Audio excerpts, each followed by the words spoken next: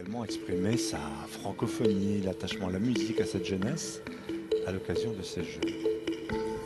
La nature nous apparaît souvent comme un prodigieux terrain de compétition.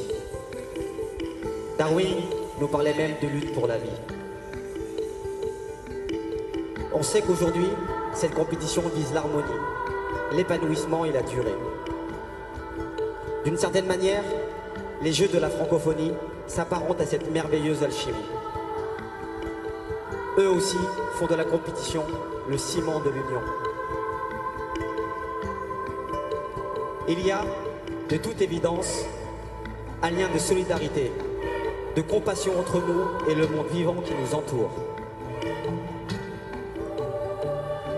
En ce début du XXIe siècle, nous en prenons conscience. Mais nous découvrons aussi, après avoir flirté avec la Lune et Mars, que la planète Terre était en réalité une planète mère.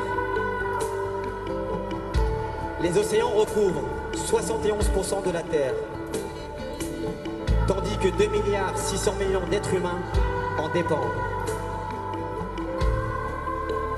À l'évidence, les mers et les océans dessinent l'avenir des futures générations.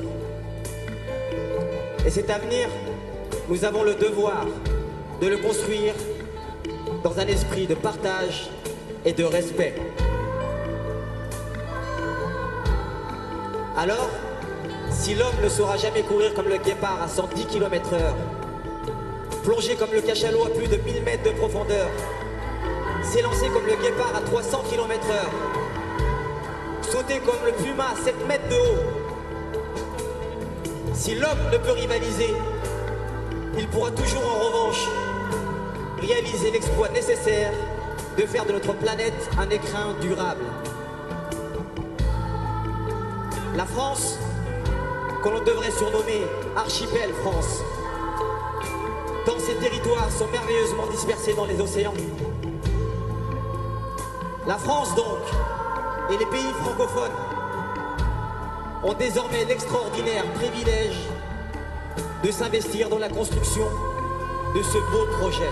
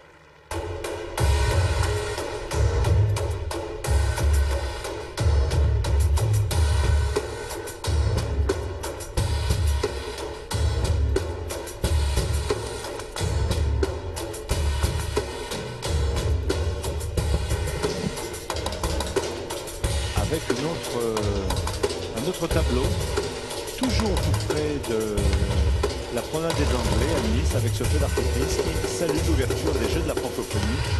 Nous sommes toujours en direct de la place Masséna à Nice, avec cette étonnante orchestre automatique, pourrait-on dire, de percussion qui s'exprime seul. C'est aussi un hymne à la créativité ici sur cette place Masséna.